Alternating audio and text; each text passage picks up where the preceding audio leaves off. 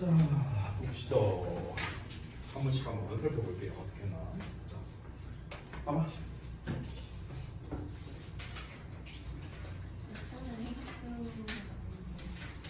문제를 잘 읽어야지 자스가 이유라고 써.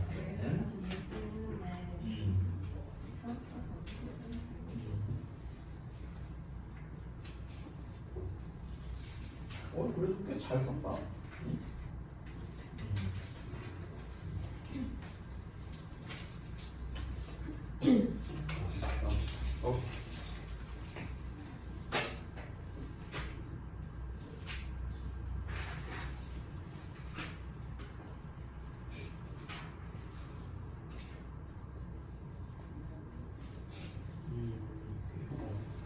잘했네요. 저 객관식은 조금 아쉽지만 잘했네. 아니 근데 스크린노트에 좀 붙여서 검사 받으면 안 되냐? 둘 다?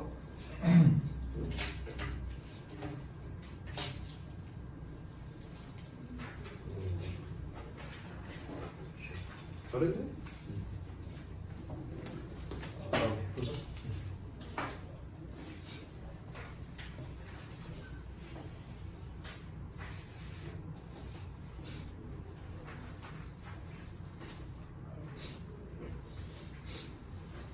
요약들을 잘 썼다 그래도.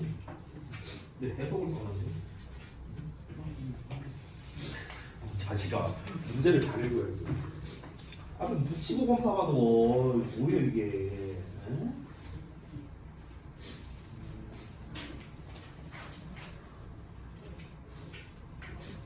오케이, 잘했어. 자, 그다음에 보자.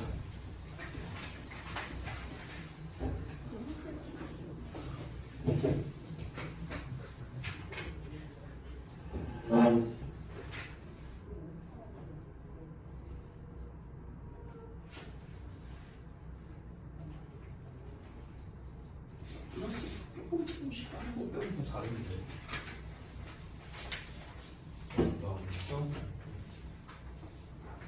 내 협박에 못 이겨. 이 자식아. 협박도 아니었는데 딱히.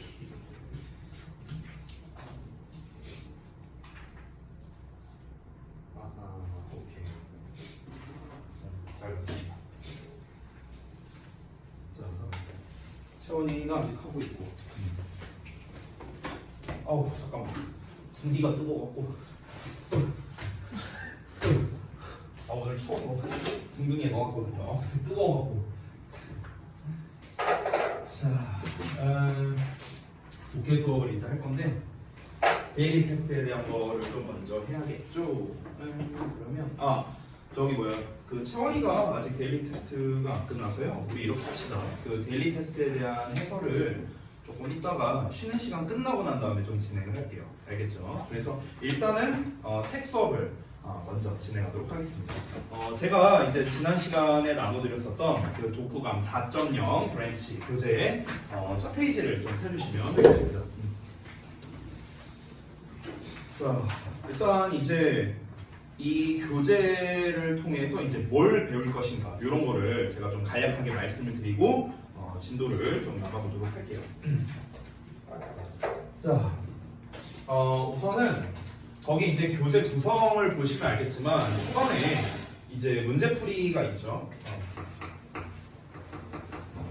문제풀이가 있고 그 다음에 뭐 하단에 이제 표에 보시면은 풀이 분석해서 이제 번역 난이도와 내용 파악 난이도라고 써 있는 부분이 있습니다. 이 부분은 각자 체감 난이도를 쓰시는 거예요. 체감 난이도. 번역 난이도는 뭐냐면은 이제 말 그대로 영어를 한글로 내가 이제 직독직해가 가능한가 그 난이도를 말하는 거고, 내용 파악 난이도는 해석은 다 됐는데 뭔 말인지 모를 수도 있잖아요. 그렇죠? 그게 말 그대로 내용 파악 난이도가 되겠습니다.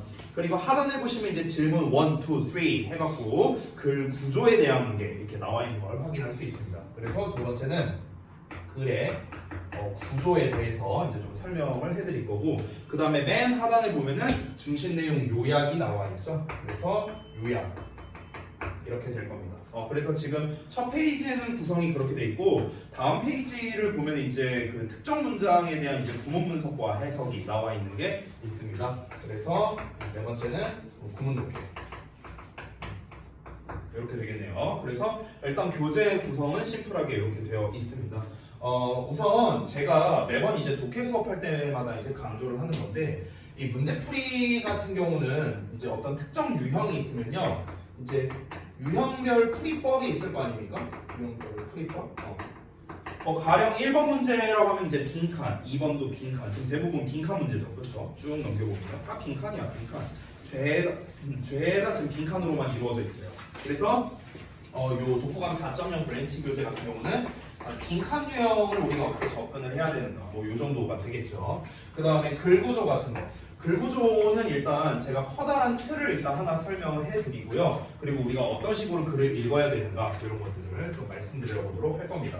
지난번에 우리가 어법을 배울 때 그런 얘기를 했었죠. 예를 들어 첫 문장에 현재 시제가 나오면 주제일 가능성이 없다, 막 이런 거 배웠었잖아, 그렇죠? 그러니까 그런 거는 이제 어법 시간에 하나씩 얘기를 해드릴 거고, 우리가 독해를 하면서 이 글구조가 이제 왜 중요한가, 우리가 왜 알아야 되는가, 뭐 이런 것들에 대해서 전반적으로 알려드릴 겁니다. 뭐 요약은 사실 제가 더 강조할 필요도 없는 것 같습니다. 우리는 모든 시험이 요약으로 나오기 때문에 글을 어떻게 함축할 줄 알아야 되는가, 이걸 알아야겠고요. 구문 독해라 하면 당연히 기본 중에 기본이죠. 우리가 해석과 구문 분석, 그리고 어휘에 대한 걸 얼마나 잘 알고 있는가, 이걸 점검하는 거니까. 그래서 크게 이렇게 4가지의 카테고리로 되겠다, 이렇게 보시면 되겠습니다. 자, 그리고 이제 제가 수업을 진행을 할 때는 일단 기본적으로 이제 여러분께서 문제를 사실 이제 풀어온 게 없잖아요. 이제 전에 오늘이 첫 수업이기 때문에. 그래서 오늘 같은 경우는 이제 저랑 같이 이제 문제를 풀어보긴 할 거지만 다음 시간부터는 제가 이제 그 진도를 안 나간 부분까지 해갖고 숙제를 드릴 겁니다. 그러면 여러분께서 이제 예습을 미리 해오시면은 이제 그에 대한 복습으로 우리가 수업 시간에 이루어진다, 이렇게 생각을 하시면 될 것 같아요. 자, 그러면은 일단 좀 큰 틀을 좀 먼저 말씀을 드릴게요. 우리가 독해하는 데 있어서 독해하는 데의 큰 틀은요, 방금 전에 제가 2번 했었나 3번 했었나, 아무튼간 글 구조에 대한 거 요거를 좀 먼저 말씀드리겠습니다. 그래서 글의 구조. 자, 요거를 좀 먼저 말씀드리고 인트로로서 말씀을 드리고 수업 시작을 하도록 할게요.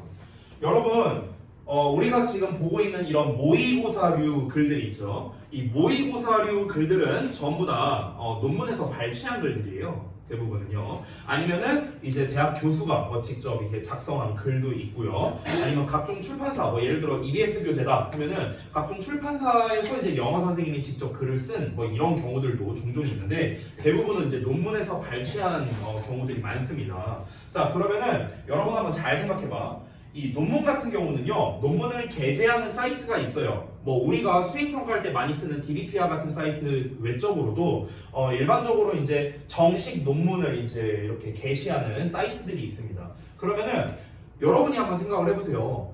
여러분 평상시에 논문 사이트 들어가서 논문을 읽습니까? 우리가? 안 읽잖아, 그렇죠? 저도 본 적 없어요. 그러면 논문이 게시되어 있는 사이트를 들어가는 거는 누가 들어가겠습니까? 굉장히 그런 학술적인 부분에 관심이 많은 사람이 들어가서 글을 읽을 거 아니에요. 굳이 논문까지 찾아볼 정도라면은 굉장히 학문이나 학술에 관심이 많은 사람이 들어갈 거 아닙니까? 맞죠? 그러면 생각을 해봐. 내가 만약에 논문을 게시하는 사람이라고 생각해봐. 내가 논문을 올리는 사람이야. 근데 여러분 그 DBPR 같은 사이트 들어가보면 알겠는데, 그 논문을 올리면요, 약간 맛보기 글 같은 게 초반부에 나와요. 보신 분은 알겠지만 제목이 이렇게 있고요. 이 맛보기 글이 대충 한 줄 내지 3줄 정도 이렇게 나와 있어요. 됐어? 그러면은 이 내가 게시한 이 논문을 최대한 많은 사람들이 읽어주는 게 좋을 거 아닙니까? 게시하는 입장에서는요. 맞죠? 그러면은 소위 말해서 요 제목이라든가 아니면 요 3줄의 미리 보기 내용이 있죠. 이게 사람들의 좀 흥미를 끌만한 내용이어야 돼요. 맞습니까? 막 너무 뻔한 내용 올리면은 사람들이 안 볼 거 아닙니까? 그래서 이 초반 3줄 정도는요, 좀 속된 말로 어그로 끄는 내용이 있어야 되는 거야. 어그로 끄는 내용. 됐어? 자, 이런 것들을 이제 발췌해서 모의고사에 내는 거란 말이야. 그렇기 때문에 초반에 이 어그로 끄는 내용은 뭐냐면요, 핵심 내용이 아닌 경우가 많습니다. 그러니까 핵심을 여기에서 바로 알려주면은 어떻게 될까요? 사람들이 이렇게 스크롤 하다가 대충 한 3줄 읽으니까 얘가 뭔 얘기하려는지 알겠구만 이러면서 넘어가 버린다고. 안 읽어요. 안 읽어.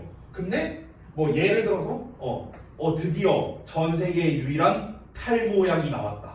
탈모 방지약이 나왔다. 바로 그 비법은 점점점 나와 있어. 오우씨, 이걸 어떻게 안 읽어? 그렇죠? 눌러봐야겠죠. 그러니까 그런 식으로 이제 어그로를 끄는 거야. 근데 이제 알고 보니까 실상 내용은 뭐야? 그딴 건 없다. 이런 거였어요. 예. 자, 어찌됐든간 내용은 그렇더라도 어쨌든 초반부 내용은 이 어그로 끄는 내용, 속된 말로 이게 있어야 된다는 거야. 이거를 이제 우리가 뭐라고 표현하냐면요, 바로 도입부라고 표현을 합니다. 도입부. 됐어요? 자, 그러면은 글 구조에서 우리가 기반이 되는 게 크게 세 가지라고 볼 수 있는데, 일단 첫 번째는 도입부라고 할 수 있습니다. 자, 도입부는 다시 한번 뭐다? 어그로 끄는 용도예요. 근데 어그로 끌 때 이것도 주제와 연관성이 있어야지 아예 생뚱맞은 내용을 집어넣을 수는 없겠죠. 그죠? 그렇기 때문에 이 도입부, 초반부의 내용이 하는 역할은 뭐냐면요, 바로 소재를 제시하는 역할을 합니다. 소재를 제시하는. 됐어? 그러니까 나 이런 거에 대해서 얘기할 거야. 아까 내가 탈모 어쩌고 얘기했잖아. 그러면은 어쨌든 적어도 얘는 탈모에 관한 얘기겠구나 정도는 우리가 알 수 있겠죠. 그렇죠? 그래서 소재를 제시하는 역할을 한다. 자, 그 다음에 두 번째. 그러면 어그로를 끌었으면은 이제 핵심을 보여줘야겠죠. 그게 바로 뭡니까? 주제가 해당됩니다. 주제. 자, 주제 같은 경우는 당연히 포괄적이어야 됩니다. 주제는 포괄적이고 핵심적이고 뭔가 좀 함축적인 경우가 많이 있습니다. 이런 경우에 보통 아까도 말했지만 현재 시제로 나오는 경우가 많다라고 했고요. 자, 그러면 이제 포괄적이고 함축적인 거를 얘기를 했으면 이제 어떻게 해야 됩니까? 이거를 구체화할 수 있는 거를 뭔가 제시를 해야겠죠. 그게 바로 뭐가 되냐? 부연 설명이 되겠습니다. 이 부연 설명의 특징은 어떻다? 바로 구체적이다. 이렇게 볼 수가 있습니다. 자, 대부분의 글의 구조는요, 이렇게 구성되어 있습니다. 됐습니까? 이거를 더 축약하면요, 결국에는 요 두 개예요. 주제와 부연 설명. 모든 모의고사류의 글은 이렇고요. 여기서 추가로 특징을 한 가지 이제 말씀드리자면요, 얘네들의 특징. 그러니까 얘네들이 특징이라기보다는 모의고사라는 글의 특징을 말씀드리자면요, 한 지문의 주제는요, 반드시 한 개입니다. 한 개. 이거를 꼭 명심해 두세요. 그러니까 한 글에 두 개의 주제가 나올 수는 없습니다. 절대로. 어떤 모의고사에서도 반드시 한 글에는요, 주제가 하나만 나옵니다. 문장 길이랑 글의 길이랑 상관없습니다. 우리 장문 독해 보면 41, 2번, 43에서 45번 이런 것들 다 내용이 길죠. 그거랑 관련 없다고요. 무조건 주제는 하나입니다. 하나. 알겠죠? 이거를 꼭 명심해 주시기 바랍니다. 자, 그러면 이제 우리가 하나씩 배우고자 하는 모든 글의 구조는요, 결국에는 여기에서 파생된 거예요. 여기에서. 뭐 미리 보자면 제가 이제 내신 대회 때도 몇 번 얘기했었는데, 뭐 문제점이 나온다. 그러면 해결책이 나오고 뭐 이런 것들이 있었죠. 뭐 통념이 나온다. 그러면 반박이 나오고 뭐 이런 것들이 있죠. 뭐 어떤 1번과 2번에 대해서 비교나 대조를 한다. 뭐 이런 류의 글이 있을 수도 있고, 어떤 원인이 나와서 그에 대한 결과가 나온다. 어떤 질문이 나오고 그에 대한 답변이 나온다. 여러 가지 패턴이 있습니다. 근데 이 모든 패턴들은요, 결국엔 여기에서 파생된 거예요. 전부 다. 됐습니까? 그래서 여러분이 이 복잡한 글의 여러 가지 패턴들을 우리가 하나씩 배울 건데, 그 중에서 일단 가장 기반이 되는 요 패턴에서 파생된 거구나 라는 거, 요것만 여러분이 먼저 좀 기억해 주시기 바랍니다. 자, 그리고 이 주제나 부연 설명 같은 경우는요, 위치가 정해져 있지 않습니다. 그러니까 주제가 초반에, 중반에, 후반에 어디에 있을 수도 있고요, 또는요 특정 주제문이 없을 수도 있습니다. 우리 최근 내신 대비해서 그런 글도 몇 개 있었죠. 특정 주제문이 없어요. 처음부터 끝까지가 다 주제문인 이런 경우도 있습니다. 그러니까 다 결국엔 똑같은 말인데 단어라든가 표현이라든가 이런 것만 바꿔가면서 계속 똑같은 말을 반복적으로 하는 이제 그런 류의 글도 있다는 거예요. 근데 어찌됐든간 대부분의 글들은 요걸로 구성되어 있다는 거. 자, 그러면은 여러분 한번 봅시다. 제가 지난번에 얘기를 했었는지 잘 기억이 안 나는데 그냥 간추려서 얘기할게요. 우리가 보는 영어 시험 있죠. 모의고사가 됐든 내신이 됐든 어떤 거든 간에 제가 좀 정리해 보자면, 일단 어법 문제, 그 다음에 일치 문제, 그 다음에 순서나 삽입 문제, 요 정도? 요 정도 되게 돼요. 아니면 뭐 지친 추론 뭐 이런 거 있는데, 근데 지친 추론은 뭐 잘 나오는 문제는 아니니까 일단 빼고요. 이런 문제들 있죠. 얘네들 제외하고 나머지 있습니다. 나머지. 얘네를 제외한 나머지 문제들이 있죠. 뭐 예를 들면은 필자의 주장, 글의 요지, 제목, 주제, 빈칸, 뭐 올바르지 않은 어휘 골라라, 흐름상 어색한 거 골라라, 요약한 거 제대로 골라라, 이런 문제들 전부 다 해당됩니다. 그 모든 문제들은요 전부 다 주제를 기반으로 푸는 거거든요. 전부 다. 어법이나 예치나 순서삽입은 조금 특수한 케이스니까 잠깐 제외할게요. 어법이나 예치 같은 경우는 어떻습니까? 사실은 전체적인 내용이 중요한 게 아니죠. 얘네들은 세부적인 내용이나 아니면 세부적인 어법상, 그러니까 얘네들은 디테일이 중요한 애들이란 거야. 디테일이. 됐어? 근데 얘네를 제외한 나머지 문제들은 다시 한번 어떻다? 결국에는 글의 핵심 내용을 기반으로 문제를 낸다는 거예요. 주제, 제목, 요지, 주장, 뭐 얘네는 말할 것도 없죠. 말 그대로 글의 주제를 물어보는 거고요. 함축의 미출은 있죠. 이 밑줄 친 부분이 뭘 의미하느냐? 이거 무슨 문제인 줄 알아요? 결국 주제 문제예요. 결국 주제 문제야. 여러분이 풀어보면 아시고요. 빈칸 문제. 지금 우리 독후감 4.0 브랜치 교재가 전부 다 빈칸 문제로 구성되어 있잖아. 근데 이 빈칸을요 아무데나 뚫지 않습니다. 대부분은 주제문에 빈칸을 많이 줘요. 대부분 그렇습니다. 아닌 경우도 있지만요. 자, 그 다음에 또 어휘 문제. 흐름상 어색한 거. 이거는 글의 흐름에 관련된 거 아닌가요? 이것도 주제랑 관련이 있습니까? 당연히 주제랑 관련이 있습니다. 왜냐면 어휘나 이런 데를요 아무데나 밑줄 쳐놓지 않습니다. 주제와 관련성이 있는 어휘들에다가만 밑줄을 치는 거예요. 그래서 이 밑줄 친 어휘가 이 글 전체 주제의 내용과 어울리냐 이런 거예요. 됐어요? 그러니까 다시 한번 말하지만 결국 우리가 어떤 영어 공부를 하든 간에 중요한 건 뭐다? 주제라는 거예요. 알겠죠? 그러면은 이제 우리는 가장 기본이 되는 뭐부터 출발을 해야 되냐면 이 글의 주제가 뭐냐로 언제나 출발을 해야 됩니다. 우리 지난 1, 2학기 때 오아시스 워크북을 하면서 제가 그 맨 뒤에 파트 8에다가 뭘 해놨습니까? 내용 총정리를 여러분께 하게 했었습니다. 그쵸? 그때 내용 총정리할 때 제가 시켰던 게 뭡니까? 주제문에 체크해라. 글의 소재를 작성해라. 이런 것들이었어요. 맞습니까? 자, 제가 그걸 시켰던 이유가 뭐냐면요. 우리가 주제를 파악을 하기 위해서는요. 일단 글의 소재부터 알아야 되기 때문에 그런 거예요. 됐어요? 자, 그래서 정리하자면 우리는 초반부 내용을 통해서 이 글이 뭐에 대한 내용일까를 먼저 짐작을 할 수 있어야 되고 그 소재를 가지고 무슨 이야기를 할까라는 주제를 파악해야 된다. 그리고 그 주제를 기반으로 빈칸이 됐든 주제가 됐든 제목이 됐든 어휘가 됐든 등등등 여러 문제를 해결해야 된다. 이렇게 출발하는 겁니다. 독해의 출발은 여기에서부터예요. 됐나요?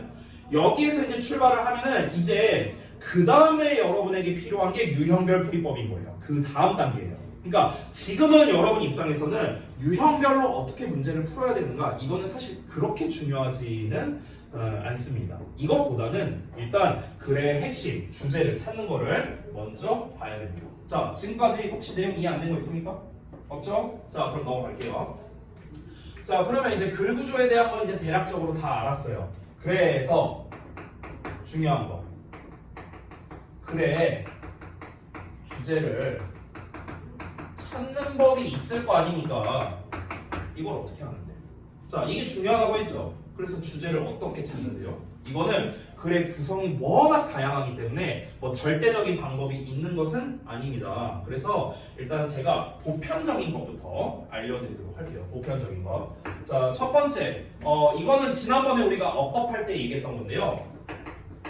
첫 문장이 현재 시제 이면서 동시에 뭔가 모호성 표현이 없어요. 모호성을 나타내는 표현이 없는 경우입니다. 선생님, 모호성을 나타내는 표현이라는 게 뭔데요? 대표적으로 조동사라든가. 조동사는 전부 다 추측이나 가정의 의미를 담고 있잖아. 그렇죠? 그러니까 모호성을 표현합니다. 왜냐하면 뭐뭐 할 수도 있다. 추측하는 거니까 애매하죠. 그리고 또는 모호성을 표현하는 것들이 있죠. 예를 들면 이런 거. 프로버블. 프로버블리 스펠링이 이거 맞나? 왜 이렇게 어색해 보이지? 맞냐? 왜 이렇게 어색해 보이지? 아무튼 아마도 시리즈 할게요. 메이비로 쓸게요. 가끔 이럴 때가 있어요. 죄송해요. 메이비 등 이런 것들. 또 뭐가 있을까? likely 같은 거. 뭐뭐 할 것 같은 뭐 이런 표현이죠. 그렇죠? 이런 거. 이런 것들이 이제 바로 모호성을 나타내는 패턴들입니다. 그러니까 첫 문장이 현재 시제이면서 모호성 표현이 없는 경우, 요 경우는 주제문일 가능성이 높습니다. 알겠죠? 첫 번째 팁을 알려드린 겁니다. 자, 그 다음에 두 번째는요, 예시가 시작되는 부분 첫 문장입니다. 자, 예시가, 그러니까 정확히는 부연이라고 할게요. 부연이 시작되기 전 문장. 여기가 주제일 가능성이 높습니다. 됐어? 여기에서 그러면은 선생님 부연이 시작되는 문장은 뭔데요? 그걸 우리가 어떻게 하는데요? 이것도 좀 정리를 해야겠죠. 자, 여러분 예시가 시작될 때 우리가 잘 알고 있는 가장 보편적인 게 뭡니까? 어떤 표현을 쓰죠? for example 쓰죠. for example. 그렇죠? for example 또는 for instance 뭐 이런 걸로 시작하죠. 예를 들어서 이런 걸로 시작하는 거. 근데 이거 너무 뻔하잖아. 그렇죠? 너무 뻔한 거 빼고요. 자, 두 번째 또 뭐가 있습니다. 예시가 시작되는 표현 뭐 있을 것 같아요? if, 오케이, 좋아요. if절 많이 씁니다. if절. 그러니까 만약 뭐뭐 한다면 뭐뭐 할 것이다. 이런 식으로 if절을 이제 활용을 하기도 하고요. 또는 when절로도 쓰기도 합니다. 여러분 독해에서는요, if절과 when절은 의미가 비슷합니다. 알겠죠? 우리가 보통 if는 만약에 해석하고 when은 뭐뭐 할 때로 해석하잖아. 근데 사실 잘 따져보면요, 이게 옥스퍼드 사전을 찾아보면 if와 when은 둘 다 조건을 나타내는 표현이다 라고 내용이 나와 있습니다. 뭐뭐 한다면 얘도 뭐뭐 한다면. 그래서 이렇게 해석이 돼요. 자, 그 다음에 세 번째 또 뭐가 있을까? 이것도 자주 나온 패턴인데 특히 우리 작년 수능 감잡기 할 때 많이 나왔던 건데요. 뭐뭐 해보자 하는 패턴들이에요. 뭐뭐 해보자. 그러니까 뭐뭐라고 말해보자, 우리 한번 생각해보자, 가정해보자, 고려해보자, 뭐 이런 것들이 있죠. 그렇죠? 이런 것들도 전부 다 뭡니까? 예시를 말하는 표현이죠. 뭐뭐 해보자. 뭐 이런 거 있잖아. 뭐 consider 이렇게 명령문으로 시작하는 거야. 아니면 let's say 뭐뭐라고 말해보자 우리 이런 거. 됐어? 이렇게 뭐뭐 해보자 패턴이 되겠습니다. 자, 그리고 마지막 네 번째입니다. 이 네 번째가요, 학년이 올라갈수록 가장 많이 나오는 패턴입니다. 1, 2, 3번은요, 특히 1번과 3번 같은 경우는 우리가 예시가 시작된다는 걸 금방 한눈에 알 수 있거든요. 근데 2번과 4번 같은 경우는 조금 이제 우리 입장에서는 애매해요. 그래서 학년이 올라갈수록 2번이나 4번 패턴으로 예문이 그러니까 부연이 시작되는 경우가 많습니다. 특히 4번이요. 수능이나 이런 데서는요, 대부분 4번 패턴이 나온다고 생각하면 돼요. 자, 이게 무엇이냐면요. 이렇게 쓸게요. 처음 보는 소재가 등장합니다. 됐어? 처음 보는 소재가 등장해요. 근데 이거는요, 4번은요, 사실 잘 보셔야 되는 게, 여러분, 처음 보는 소재가 등장하면요, 이게 부연이 시작되는 문장이다. 이렇게 취급할 수도 있지만, 반대로 주제문인 경우에도 이런 경우가 있어요. 자, 이게 무슨 말이냐면요, 잠깐 설명 좀 할게요. 예를 들어서 글이 이렇게 있는데, 첫 문장에서 이제 어떤 특정 A라는 소재가 나왔다고 쳐볼게. 근데 B라는 소재가 나왔어. 두 번째 문장에서. 그리고 B라는 소재가 계속 이어집니다. 그러다가 마지막에 A라는 소재가 다시 등장합니다. 그럼 이건 뭐냐면 A 내용이 나온 게 바로 무엇이냐? 이게 바로 주제문이 되는 거예요. 됐어? 요 B 내용이 부연이 되는 거고요. 됐어? 이런 겁니다. 이 패턴의 가장 대표적인 지문이 뭐냐? 우리 최근에 내신 대비 때 했었던 그 프린팅 프레스 내용 기억나요? 프린팅 프레스? 그거 기억나죠? 이제 그 인쇄기가 뭐 하면서 나온 거 있잖아요. 그쵸? 뭐 그래서 부전으로 전파되고 그 다음에 또 뭐냐 그 글로 필사해서 전파하고 생각을 전파하고 그 지문 기억나죠? 그게 딱 요 패턴이에요. 됐어요? 처음에 인쇄기 내용 나오고 마지막에 인쇄기 내용 나오고 중간에는 부전에 대한 전파 그리고 그 글로써 전파한다. 됐어? 전혀 다른 소재가 나온 거죠. 됐습니까? 요런 패턴이 해당되는 겁니다. 됐죠? 자, 그런데 이런 경우도 있습니다. 예를 들어서 어떤 B라는 소재가 나왔어. 처음에. 근데 B라는 소재로 계속 이어집니다. 내용이. 계속 이어지다가 한 중간 또는 막판에 A라는 내용이 나와요. 됐어? 그럼 여기선 여러분이 잘 봐야 되는 게 이 B라는 내용과 A라는 내용을 봤을 때 이 B 안에 A가 포함되는 것인가? 됐어? 아니면은 A라는 내용 안에 이 B가 포함되는 것인가? 뭐가 더 포괄적인 개념이냐? 이거를 따져야 됩니다. 됐습니까? 그럼 만약에 A가 더 포괄적인 개념이다. 그럼 뭐가 되는 겁니까? 소재가 바뀐 A 시점이 바로 주제가 되는 거죠. 이해되세요? 뭔 말인지?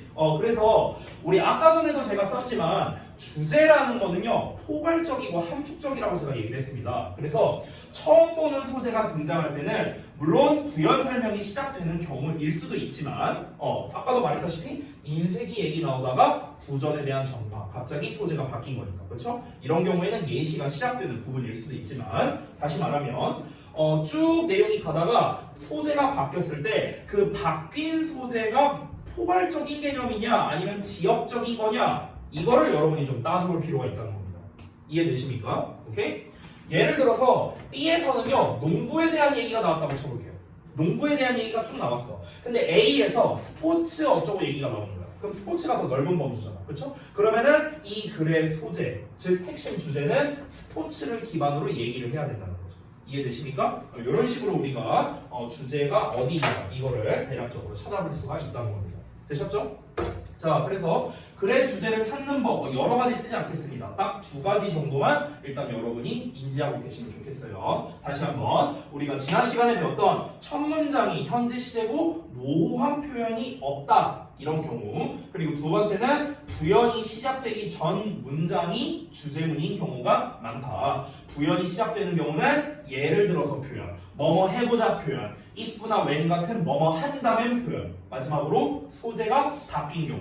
됐습니까? 이렇게 됩니다. 여러분 꼭 기억하셔야 되는 게 초반에 우리가 첫 문장을 읽었는데 첫 문장에서 소재가 예를 들어서 분필이 나왔어.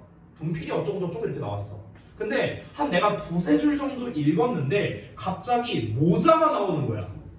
예를 들어서 소재가. 그러면 우리가 봤을 때는 전혀 상관없는 소재잖아요. 분필과 모자니까. 그러면 이 글의 주제는 두 개인가? 아니라고요. 다시 한번 말합니다. 언제나 글의 주제는 한 개라고요. 그러면 우리는 뭘 생각해야 되냐면 이 처음에 제시한 분필이랑 이 필자가 제시한 모자가 뭔 상관이야? 이 접점을 찾을 줄 알아야 되는 거야. 보통은 그 접점에 관련된 게 글의 문제로 나옵니다. 그게 빈칸 문제로 나오든 주제로 나오든 뭐로 나오든. 알겠습니까? 그러니까 우리가 하나의 연결점을 찾을 수 있어야 된다라는 겁니다. 자, 되셨죠? 자, 요 정도 얘기했으면은 일단 주제 찾는 법에 대한 가장 기본적인 것 정도는 여러분이 익혔다고 볼 수가 있겠습니다. 자, 그러면 우리가 이걸 한번 실전에 한번 적용을 해볼 건데 일단은 문제풀이 자체는 제가 여기다 답을 다 써놨기 때문에 문제풀이는 우리 오늘 진도 나갈 부분에 대해서는 따로 하진 않을 겁니다. 이따 제가 시간을 드리면 아래 나와 있는 표에 그 풀이 분석 있고 질문 1, 2, 3번 있잖아요. 그 부분만 여러분이 한번 직접 해보실 겁니다. 알겠죠? 자, 그러면은 글을 한번 같이 살펴보도록 하겠습니다. 첫 번째, 자, 초반 빈칸이 it is blah blah 하고 빈칸 나왔습니다. 여기가 이제 실제 빈칸인데요. 여기는 우리가 없다고 생각하고 한번 글을 읽어보자고요. 알겠죠? 저는 답을 써놨지만. 그리고 제가 여기다가 주제라고 써놨는데요. 주제라고 써놓은 내용에 대한 이유가 있을 거 아닙니까? 그 이유를 한번 찾아보자고요. 자, 한번 보자. It is blah blah. that 하고 나왔어요. often plays a crucial and defining role in environmental economics. 이렇게 나왔습니다. 자, 일단 글 구성을 봅시다. 이거는요, 심지어 해석을 안 해도 주제라는 걸 알 수 있어요. 첫 문장으로. 자, 왜 그러냐면 일단 첫 번째 현재 시제가 나왔고 모호성 표현이 없어요. 여기 보시면요. 현재 시제 나와 있고 여기도 현재 시제 나와 있고요. 그죠? 그리고 모호한 표현을 나타내는 거 있죠? 조동사나 maybe나 likely와 같은 표현이 없습니다. 맞죠? 자, 이걸 통해서 일단 첫 번째 알 수 있고요. 우리가 배운 거고. 그리고 두 번째입니다. 두 번째는요. 강조 구문이 나왔습니다. 여기. It is that 강조 구문.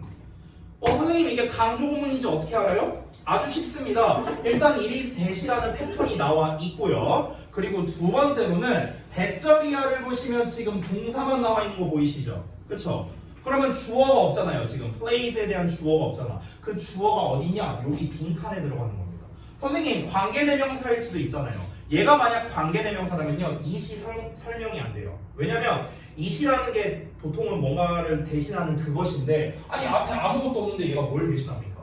그렇잖아. 그러니까 이리스에 대시 나온 상황에서 뒤에가 주어가 빠진 형태이기 때문에 이거는 주어를 지금 강조해주고 있는 강조 구문이구나. 그럼 우리가 강조 구문이라는 걸 알면은 대절 이하가 바로 땡땡땡이다. 빈칸이라고 얘기를 했습니다. 그럼 빈칸 내용이 핵심 소재가 되겠네요. 그렇죠? 그렇기 때문에 우리가 해석을 알아도 이 첫 문장이 대단히 중요한 문장이구나, 주제구나 라는 거를 구문과 이 특성으로 파악할 수 있다는 겁니다. 됐죠? 자, 그러면 첫 문장을 한번 해석해 볼게요. 빈칸이 없다고 생각하고 대절 이하가 바로 이거래. 대절 이하를 보면 often plays a crucial and defining role이래. 야, 여기서도 말하고 있네. crucial하고 defining하네. 결정적이고 본질적인 어떤 역할을 하는 게 바로 이거래. 뭐에 있어서? environmental economics, 환경 경제학에서. 자, 뭔 얘기를 하고 싶은지는 아직 모르겠어요. 근데 일단 환경 경제학에서 중요하고 결정적인 역할을 하는 게 바로 이거예요. 그럼 일단 우리가 정확한 소재는 알 수 없지만 일단 빈칸에 들어가는 거는 환경 경제학과 연관성이 있구나. 이 정도는 우리가 알 수 있겠죠. 그렇죠? 그러면은 이 글에 우리가 소재를 작성할 때는요, 일단은 빈칸을 하나 남겨놓고 이 빈칸이 바로 정답이 되는 거고요. 나머지 하나가 환경 경제학이 나와야 되는 겁니다. 자, 이 내용은 써두셔야 됩니다. 왜냐면 앞으로 니네가 숙제를 할 거거든요. 됐죠? 자, 이 소재나 이런 걸 쓸 때는요, 그 별주 단어 보이시죠? 평원, 새우 보이시죠? 그 아래 빈 공간이 있습니다. 그쯤에다가 써주시면 좋겠습니다. 소재 쓸 때는요. 자, 소재는 아직 빈칸입니다. 빈칸. 그리고 환경경제학. 됐어?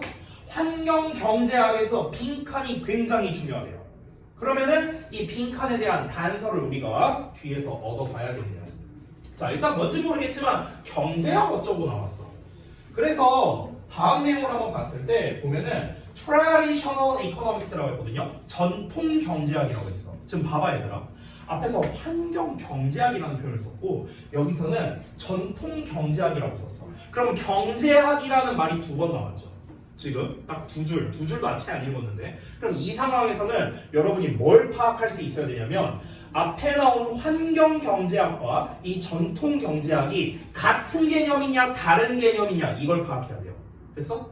그러니까 동일한 개념이냐 아니면은 대조되는 개념이냐. 됐습니까? 요거를 봐야 됩니다. 근데 이거는요 당장 우리가 파악할 수는 없거든. 일단 한번 읽어볼게. 자, 전통 경제학은 can determine 결정할 수 있는데 efficient ways to allocate resources. 자, 그럼 자원을 배분해주는 효율적인 방법을 결정할 수 있답니다. For producing goods and services. 재화와 서비스를 생산하는 데 있어서 자원을 배분하는 효율적 방법을 결정할 수 있대요. 이 traditional economics는요. 자, 이어서 볼게요. 자, however 나왔습니다. 그러나 그 배분은 simplified and confined 단순화되고 한정된답니다. To a single period of time 하나의 시기로요. With the underlying presumptions. 자, underlying 하면은 근본적인, presumption은 가정이에요. 그러면 근본적인 가정과 함께 하나의 시기로 단순화되고 한정된답니다. 자, 그게 무엇이냐면 즉 the production of an additional unit of commodity today. 오늘날 상품의 추가적인 유닛이래요. 그러니까 유닛이라는 건 어떤 한계죠, 한계. 그러니까 상품을 추가로 한 개를 더 생산하는 것은 does not prevent. 자, 방해하지 않는답니다. Producing one tomorrow. 내일 한 개를 생산하는 것이요. 자, 일단 직역을 다 했습니다. 말이 좀 어렵죠. 이제 좀 정리를 해야 됩니다. 정리를요. 자, 우리가 지금 직독직해를 다 했는데 자, 번역은 사실 그렇게 어려운 게 없어요. 어려운 단어가 없거든요. 뭐 그나마 어렵다고 해봤자 뭐 프리준션 뭐 이 정도. 이거 말고는 어려운 단어가 없습니다. 근데 해석을 다 했는데 이게 뭔 말인지 잘 모르겠다. 그러니까 이 내용 파악에 대한 난이도가 좀 있죠. 그래서 그 내용을 제가 한번 좀 정리해봤는데 한번 보겠습니다. 자, 이게 무슨 말이냐면요. 전통 경제학은 특정 시기에 자원을 분배한다는 거예요. 특정 시기에. 여기서도 a single period of time이라고 나와 있죠. 자, 이게 무슨 말이냐? 전통적인 경제학은 오늘 더 많이 생산한다 해서 내일 생산에 문제가 되는 건 아니니까 수요가 많으면 또 만들자. 이게 전통적인 거라는 거야. 이게 전통 경제학이라고. 됐어? 그러니까 예를 들어서 지금 그 포켓몬빵이 너무 많이 팔려. 그래서 애들이 막 맨날 포켓몬빵 없어요 막 여기다 이렇게 달아놨어. 사람들의 수요가 너무나도 많아. 그러면 이제 전통적인 경제학에서 어떻게 했냐면요, 한 시기에, 특정 시기에 일단 우리가 이제 생산을 해. 그래서 오늘 추가로 이만큼을 더 생산하자. 지금 수요가 많이 있으니까. 그거 오늘 더 많이 생산한다고 해서 뭐 내일 생산에 문제되는 거 아니잖아. 오늘 포켓몬빵 한 1000개 만들고 내일 또 한 1100개 만들지 뭐 이런 식으로. 됐습니까? 그러니까 수요가 많으면 또 만들자. 이게 전통 경제학이라는 거야. 근데 우리가 다음 문장을 통해서 알 수 있는 게 있습니다. 여기 environmental goods라고 나와 있죠. 그렇죠? 환경 재화라는 표현이 나왔거든. 그럼 이 문장을 통해서 우리가 어떤 단서를 얻을 수 있냐면요. 봐봐. 아까 처음에 환경 경제학에서 라고 했거든요. 환경 경제학에서. 근데 내가 아까 뭐라고 했습니까? 이 전통 경제학이 환경 경제학과 똑같은 거냐 다른 거냐 이걸 봐야 된다고 했죠. 그렇죠? 근데 전통 경제학에 대한 설명을 지금 두 문장을 통해 했는데 지금 제가 써놓은 4번 문장을 보면은 환경 재화라는 말이 나왔어요. 그럼 이걸 통해서 우리가 뭘 할 수 있냐면 전통 경제학과 환경 경제학은 다른 개념이구나 라는 걸 알 수 있는 거예요. 됐습니까? 여러분 우리가 기억해야 되는 건요, 전통 경제학이 중요한 게 아니에요. 환경 경제학이야. 아까 첫 문장에서 뭐라 했어? 환경 경제학에서 중요하고 결정적인 역할을 하는 게 이거라고 했잖아요. 그렇잖아. 그러니까 환경 경제학을 우리는 좀 더 중점적으로 봐야겠죠. 자, 잠깐만 좀 지울게요. 자, 아까 소재는 썼습니다. 빈칸과 환경 경제학인데 지금 부연 설명에서 나온 게 전통 경제학이었어요. 자, 다시 한번 볼게요. 자, 전통 경제학의 특징이 뭐였습니까? 방금 전에 말했다시피 자원을 배분하는 효율적인 방법을 결정할 수 있다라는 거. 됐어요? 그러니까 자원 배분에 있어서 뭔가 유리한 점이 있다는 거겠죠.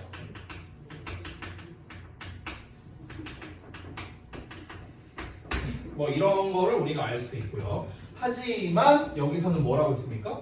그러니까 어떤 단순화되고 하나의 시기로 이제 결정된다, 뭐 이렇게 한정된다 이런 말을 썼죠. 즉 아까 말했다시피 여기서 오늘 더 많이 생산한다고 해서 내일 생산에 문제되는 거 없으니까 수요가 많으면 더 만들자, 더 생산하자. 그러니까 수요에 따라 생산의, 그러니까 공급이라고 할 수 있겠죠. 생산 또는 공급의 어떤 양을 조정할 수 있는 겁니다. 생산량을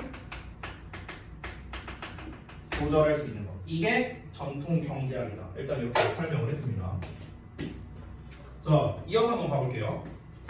그러면 이제 다음에는요, in the case of many environmental goods, 많은 환경재화의 경우에는요, allocation of resources, 어떤 자원의 배분이 over a long period. 자, 그럼 장기간에 걸친 자원의 배분이 중요하대요. 자, 전통 경제학 얘기했고, 지금 환경 경제학으로 넘어갑니다. 자, 환경 경제학은 뭐랍니까? 장기간에 걸친 자원 배분을 한답니다. 자, 우리가 앞 내용을 설령 잘 이해하지 못했더라도 이 부분을 통해서 우리가 또 단서를 얻을 수가 있습니다. 뭐냐면요, 잘 봐봐. 얘들아, 전통 경제학에서는 수요에 따라서 생산량을 조절한다고 했잖아. 그럼 이 말인즉슨 단기적으로 조절이 가능하다는 소리 아니에요? 아까 말했잖아. 포켓몬빵이 많이 팔려. 내일 더 만들지 뭐. 단기적으로 조절이 가능하다는 뜻이에요. 근데 환경경제학은 어떻다고요? 장기간에 걸친 자원 배분이 크리티컬하다고 했잖아요. 중요하다고 했잖아. 그렇죠? 그러면은 전통경제학은 결국에는 단기성이고 환경경제학은 장기성이구나. 일단 요 정도는 우리가 파악할 수 있다는 겁니다. 자, 제가 설명한 내용은 뭐냐면요. 아까 포켓몬빵이 이제 우리가 매일매일 예를 들어서 500개씩 생산하고 있다고 쳐볼게. 근데 수요가 너무 많아. 그래서 내일 1000개 만들자. 그 다음날 1500개 만들자. 해도 상관없다는 거예요. 상관없다고. 전통 경제학은요. 근데 이 환경 경제학은요. 총량을 어느 정도 정해 놓나 봐요. 뭐 그 내용까지는 아직 모르겠지만 중요한 건 뭐냐면 예를 들어서 평상시에 500개를 만들었어. 근데 지금 수요가 많아? 아니야. 그래도 500개 만들어. 500개 만들어. 이런 개념에 가깝다는 거예요.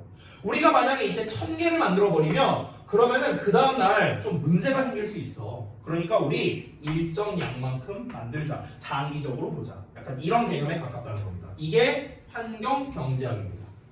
자, for example 나왔네요. 예시. 자, 우리가 여기까지 읽었는데도 내용을 혹시 이해 못했을 수도 있잖아. 그래서 친절하게 예시로 설명을 해줍니다. 자, 예를 들어볼게요. For example. 예를 들어서 while burning fossil fuels. 화석 연료를 태우면서 그리고 polluting the environment today. 자, 오늘날 환경을 오염시키면서 우리는 문제를 만들어내고 있는 걸 수도 있답니다. For future generations, 미래 세대에게 for years or forever, 몇 년간 또는 영원히 지속될 그런 문제를 만들어내고 있는 셈이 아닐까 이렇게 되는 겁니다. 자, 그러면 우리가 이 시점에서 뭘 알 수 있는 거냐면 이거를 장기간에 걸친 자원 배분이라는 이 개념을 왜 환경 경제학이라고 말했는지를 이 문장을 통해 알 수 있어요. 자, 질문할게요. 여러분, 환경 경제학은요. 잘 봐. 그러니까 수요에 따라 생산량 조절을 안 하는 거죠. 그렇죠? 장기적으로 본다 했죠. 그렇죠? 그러면 이 개념이 왜 환경 경제학이라고 불리는 거죠? 그 이유가 뭐죠? 방금 우리가 for example에서 답을 얻었어요. 왜 환경 경제학이라고 부를까요? 환경 경제학. 전통 경제학은 전통적으로 옛날부터 지금까지 그래 왔으니까 전통 경제학이라고 부르는 거고요. 이거를 왜 환경 경제학이라고 부를까? 왜 그럴까? 글을 잘 이해를 못하셨나 아직? 왜 하필 환경이란 말을 썼겠냐고요? 잘 모르겠어요? 서정이 왜 환경이란 말을 썼을 것 같아요? 환경도 장기간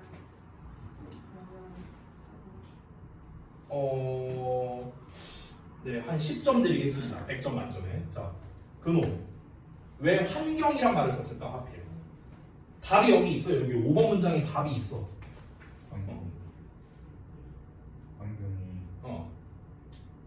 오염되고 있으니까. 환경이 오염되고 있으니까요? 아니, 틀린 건 아닌데, 네, 11점 드릴게요. 혜원이, 왜 환경이란 말을 썼겠어요? 왜? 건우까지는 해보자. 왜 환경이란 말을 썼을까?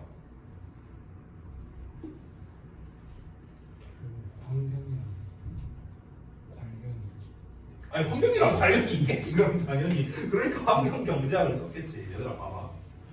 지금 여기에서 예시를 들었잖아. 봐봐. 우리가 뭔가 생산을 한다는 거는요. 쉽게 말해볼게. 생산을 한다는 건 공장을 돌린다는 거 아니에요? 그렇죠? 공장을 가동하는 거잖아. 아니, 우리가 공장을 안 돌리고 생산을 어떻게 합니까? 맞죠? 대량 생산을 하려면. 그러면은 공장을 돌린다는 거는요, 뭐랑 똑같냐면요, 환경 파괴랑 똑같은 얘기 아니에요? 그렇죠? 환경이 안 좋아질 거 아니냐. 이해돼? 그러면 예를 들어서 우리가 원래 500개씩 만들고 있었어. 포켓몬 빵을. 근데 수요가 많아. 수요가 많으니까 우리가 생산을 더 많이 해. 전통적인 경제학처럼 생산을 더 많이 해. 그러면은 돈은 더 많이 벌겠죠. 그렇죠? 돈은 많이 벌겠지만 우리가 기존에 500개 만들던 걸 1000개씩 만들려면 어떻게 해야 됩니까? 공장을 2배로 돌려야 될 거 아닙니까? 맞죠? 그러려면 어떻게 해야 됩니까? 공장 가동 시간이 늘어나고요. 가동 시간이 늘어난다는 거는 결국 뭐랑 똑같습니까? 환경은 배로 안 좋아지는 거네. 이해돼요? 즉, 우리가 전통 경제학에서 수요에 따라 생산량을 조절한 이 행위는 뭐랑 똑같냐면 미래에 미래 세대들이 쓸 자원을 미리 끌어다 쓴다. 이런 개념에 가까운 거라고. 이해돼요? 미리 끌어다 쓰는 거야. 대출 받는 거야. 대출 받는 거. 미래 세대에게 우리가 대출 받는 거야. 됐어? 우리가 만약에 500개씩 꾸준히 만들어. 그러면은 이 현재 환경이 한 2100년까지 지속된다고 한번 가정해 볼게요. 근데 우리가 이렇게 생산량을 늘렸어. 그러면 이게 2050년까지밖에 지속이 안 돼. 그럼 2050년 이후로 태어난 사람들은요. 지금의 환경을 누릴 수가 없는 거죠. 그 사람들한테 빚지는 거라고요. 됐냐? 그러니까 우리 환경경제학이라고 명명하고 우리는 환경을 지킬 수 있는 그러니까 기존의 전통적인 경제학 방식이 아니라 수요에 맞춰서 무조건 생산량을 늘리는 이런 방식이 아니라 우리는 환경을 생각하는 경제학을 앞으로 한번 펼쳐보자 해갖고 총량을 어느 정도 정해놓고 일정하게 가자는 거야. 그러면은 우리 미래 세대들이 써먹을 수 있는 그런 환경과 자원들이 있지 않겠냐. 그래서 우리가 환경을 생각하는 경제학이다. 이런 개념인 거예요. 이해돼요? 그래서 환경 경제학이다. 이런 명칭을 둔 겁니다. 요 예시를 통해서 알 수 있죠. 다시 한번 봐봐. 화석연료를 태운데 환경을 오염시킨대. 이게 뭔데요? 화석연료를 태우는 게 뭐예요? 공장 돌린다는 거 아니에요? 그렇잖아.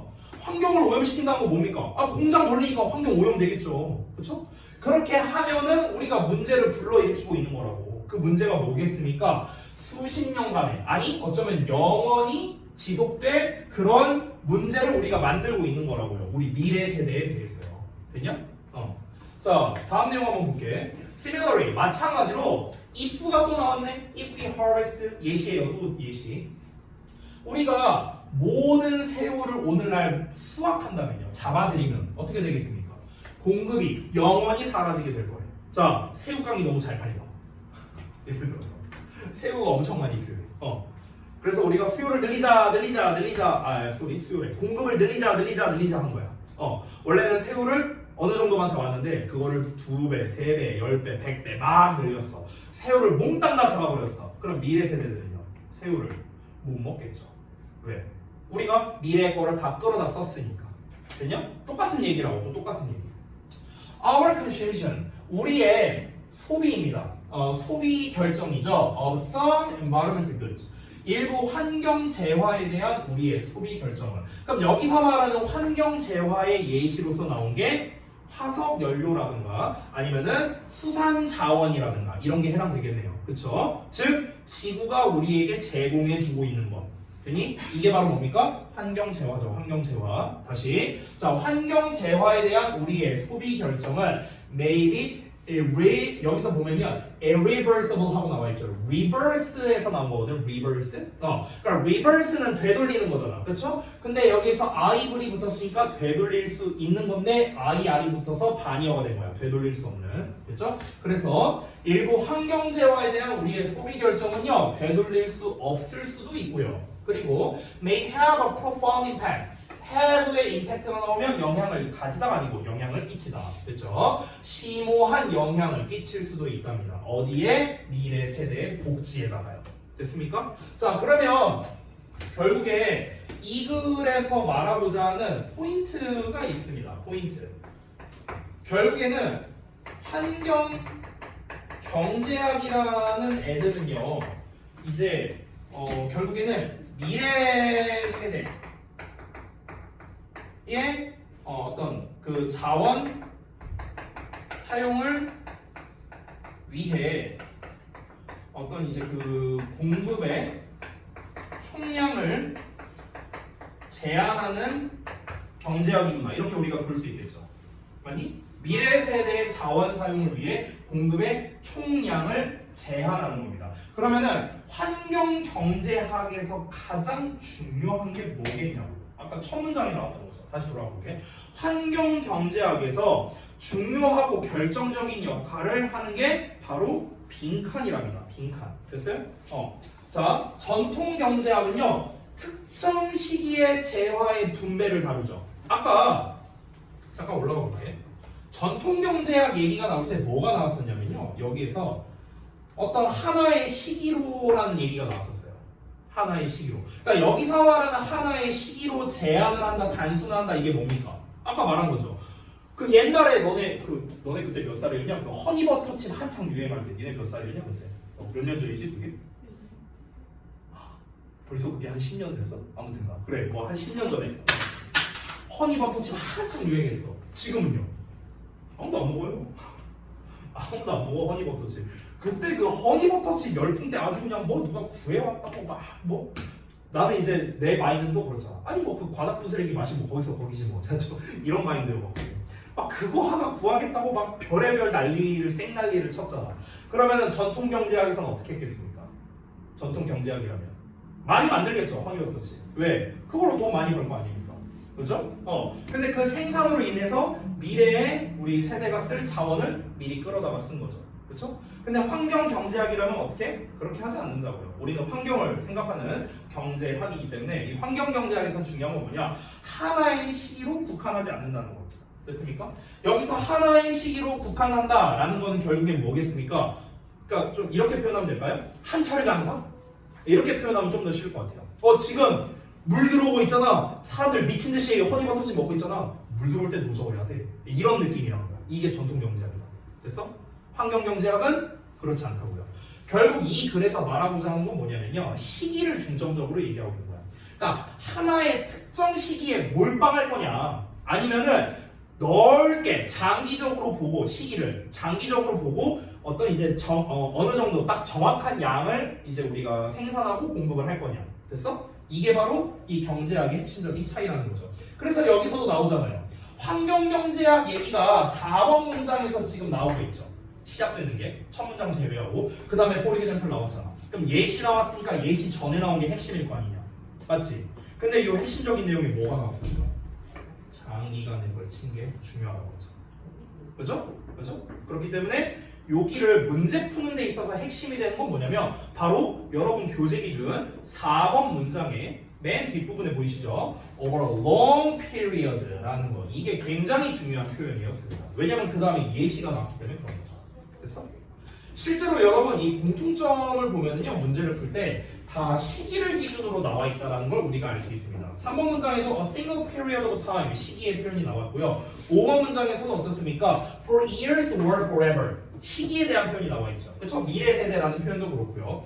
6번 문장도 어떻습니까? today forever 영원히 사라질 것이다 이런 시기에 관련된 거.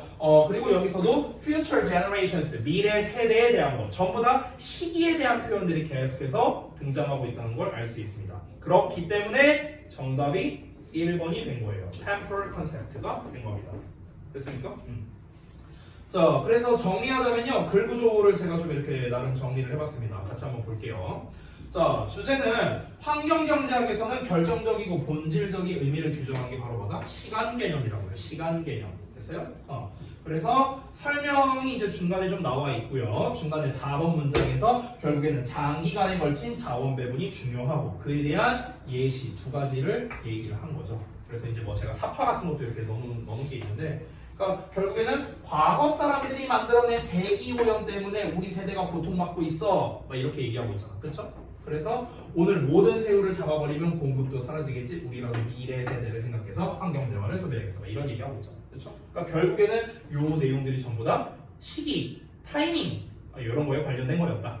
이렇게 정리할 수 있겠습니다. 됐죠? 자, 제가 이제 글을 전체적인 이제 구성으로서 이제 말씀을 해드렸는데 문제풀이로만 접근한다면 초반 내용을 봤을 때는 이게 도통 뭔 소리인가 여러분이 했었어요. 아까 제가 설명하기 전에는요. 그러면은 여러분이 눈치를 채야 되는 게 뭐냐면 일단 자원 배분에 대한 거 얘기가 나오고 그 다음에 어떤 한 시기라는 말이 나왔고 그리고 여기 for example 이전에 나온 게 핵심 문장이겠구나. 아까 알려준 걸 통해서 우리가 알 수 있었고 여기에서 이 환경 재화에서는 장기간에 걸치는 게 중요하다라고 지금 대놓고 말했잖아. 중요하다라고. 그렇죠? 그러면은 이 기간이라는 게 되게 중요하구나. 이런 걸 우리가 알 수 있다는 겁니다. 그렇기 때문에 기간, 시간, 타이밍 이런 거에 관련된 게 중요하다는 걸 알 수가 있는 거죠. 그에 관련된 표현은 1번밖에 없습니다. 그렇죠? 시간이나 기간에 관련된 거. 2번은 스파셜 컨셉이니까 이건 뭡니까? 공간 개념이잖아. 공간 개념. 그렇죠? 그 다음에 3번은 효율성에 대한 거니까 아니고요. 4번 같은 경우는 마케팅에 대한 관점이니까 당연히 아니고 5번 같은 경우는 기술력에 대한 거잖아. 그렇죠? 그러니까 역시나 시간 개념이 아니겠죠. 그래서 1번만 가능하다. 이렇게 풀 수 있는 거예요. 되셨습니까? 자, 그래서 이제 우리가 어떤 식으로 하는 건지 대충 한번 해봤는데, 자, 그러면 아래에 나와 있는 질문 1, 2, 3번과 중심 내용 요약이 있습니다. 이 부분은 여러분이 한번 직접 해보시고요. 그리고 뒷페이지에 구문 분석과 해석하는 내용이 있습니다. 원래는 제가 숙제로 드릴 건데 오늘만 여기를 한번 직접 해보도록 할까요? 이렇게 하자. 쏘리. 2페이지는 그냥 숙제로 하고요. 차라리 그 3페이지 있죠. 3페이지 내용을 한번 좀 미리 한번 해봐 주세요. 1페이지랑 3페이지. 3페이지는 아직 제가 진도를 안 나갔습니다. 알겠죠? 다 하신 분은 잠깐 쉬셔도 됩니다. 아 그리고 저기 누구냐? 채원이는요 데일리 먼저 마무리하세요. 데일리 먼저. 알겠죠? 이거 말고. 어차피 숙제를 또 줄 거니까. 다 하신 분은 잠깐 쉬셔도 돼요.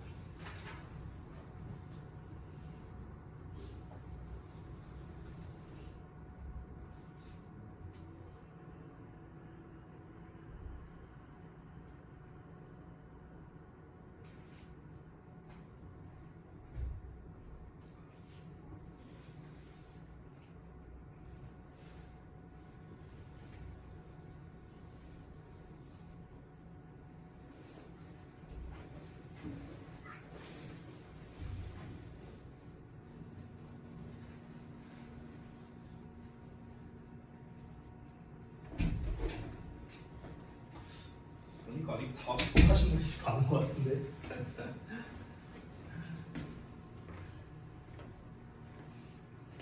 다스가 얼른 해야지. 아직도 못하면 어떡해. 자, 시간을 조금 더 드릴게요. 한 1, 2분 정도 드릴 테니까 지금 각자 하고 계신 거 못한 거 좀 마무리하시고.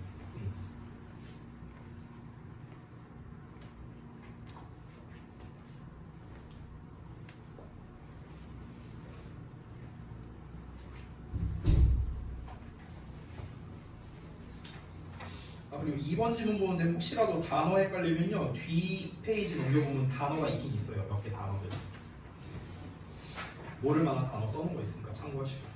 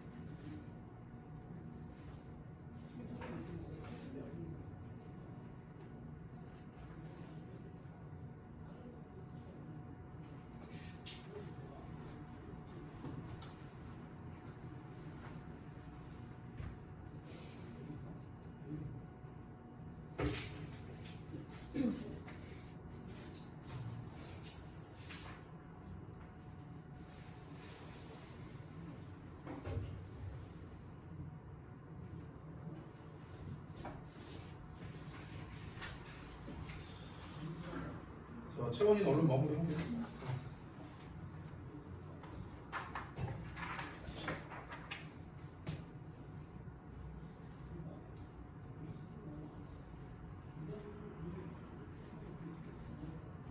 참 그리고 근호는 그 성적표 가져왔네. 아이. 내지 마. 내지 마. 나 지금 저기 뭐야 작업하고 있는 거 있는데. 혹시 아까 떨어뜨렸다고 혹시 고세 고장났네? 원래? 어? 아까 떨어졌다고 마우스 고장났는데?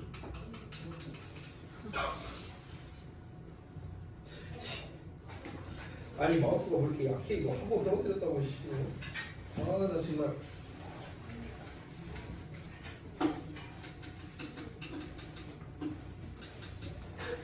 미친놈네 진짜. 휠만 되네 휠만. 자 우선은 저기 뭐야 채원이 다 했어요?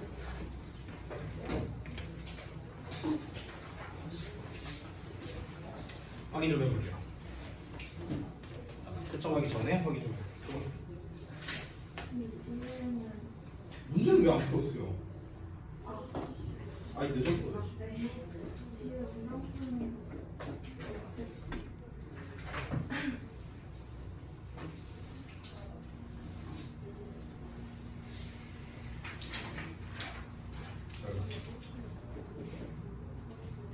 자 그러면은 일단 하던 거 좀 멈추고 거기 뭐야 그 아까 본 데일리 테스트 있죠? 그거 짧게 좀 얘기하고 넘어가도록 할게요. 여러분이 쓰신 답도 좀 알려드려야 되니까. 아 나 이거 클릭이 안 돼서 난감하네. 잠깐만.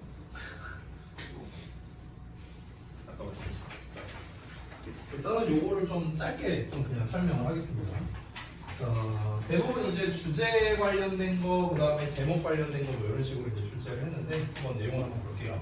여기 이제 답지에 제가 이렇게 표시해 놓은 것들이 있습니다. 그래서 요것들은 이제 전부 다 단서에 대한 거다라고 생각을 하면 됩니다. 그래서 이제 정답이 3번이었는데 글의 소재를 보자면 이상적인 사무공간 계획이라고 나와 있죠. 그래서 내용 요약을 좀 같이 한번 읽어볼게요.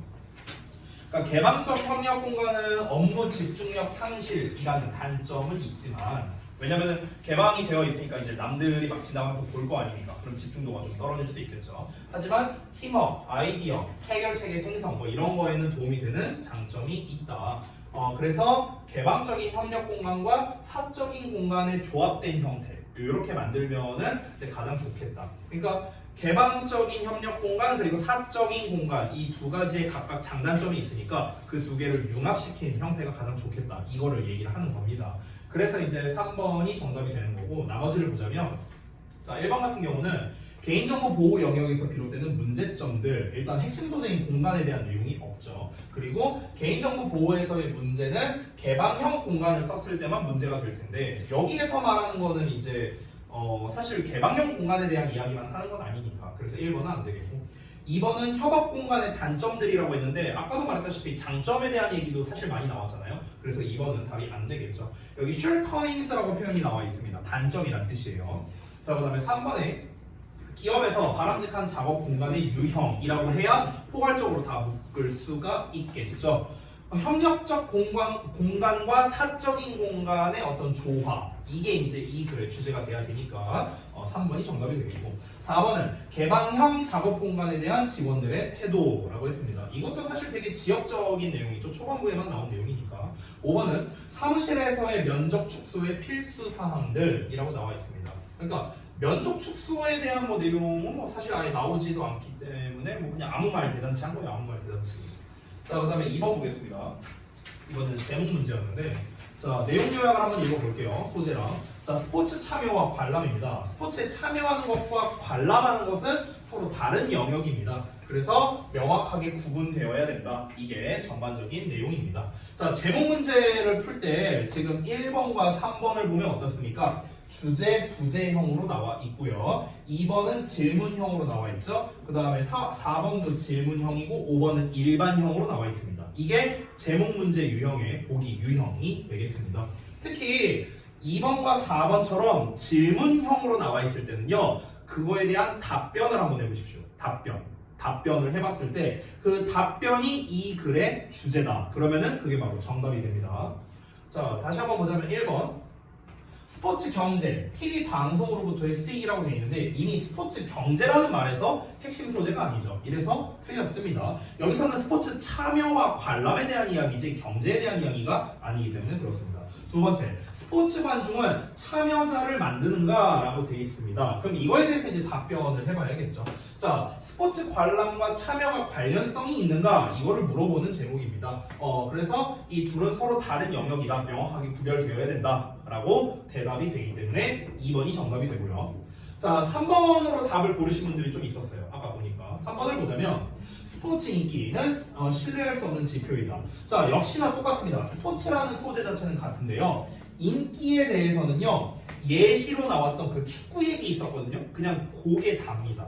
됐어요? 그러니까 예시에서만 나온 지역적인 내용이기 때문에 정답이 될 수가 없고요.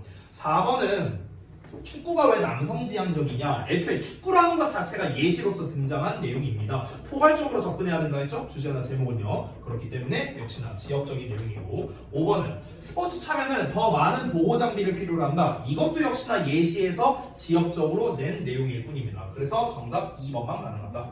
자, 넘어갈게요. 요약형. 자, 지금 제가 체크해 놓은 부분들이 바로 요약형의 단서들이 되는 표현들을 체크해 준 겁니다. 여러분 답지에도 다 쓰여 있습니다. 조건에는 어형 변화 없고 단어 전부 다 활용, 중복도 없고 추가 단어도 없습니다. 자, 제가 항상 요약형 이런 서술형 문제 풀 때 뭐부터 하라고 했죠? 동사부터 찾으라 라고 얘기했습니다. 자, 여기에서 일단 주어져 있는 문장을 봤을 때는요. 동사가 없어요. 지금 sustainable tourism by helping local farmers and launching their farmyard 이렇게 나와 있죠. 동사가 없습니다. 자, 그럼 여기서 동사로서 쓰일 수 있는 놈은 딱 봐도 지금 benefits 정도밖에 없죠. benefits. 나머지는 동사로 쓸 수 있는 게 없습니다. 맞죠?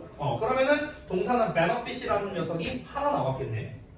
일단 benefits 동사는 체크했고 또 우리가 주요 구문으로 볼 수 있는 게 여기 not only but을수가 나와 있잖아. 그럼 not only but을수는 우리가 병렬 구조로 연결을 해야 되는데 만약 동사가 병렬로 연결돼 있다면 동사가 2개 쓰여야 될 거 아니야. 근데 동사가 하나밖에 없잖아 지금. 따로 쓸 만한 동사가 없는 상황이죠 지금 현재. 그렇기 때문에 일단은 benefit이 병렬로 연결되는 건 아니구나. 이 정도는 우리가 단서를 얻을 수가 있겠죠. 자, 그래서 내용을 좀 한번 보자면 한글을 한번 읽어볼게요. 대충 내용 파악을 해야 되니까.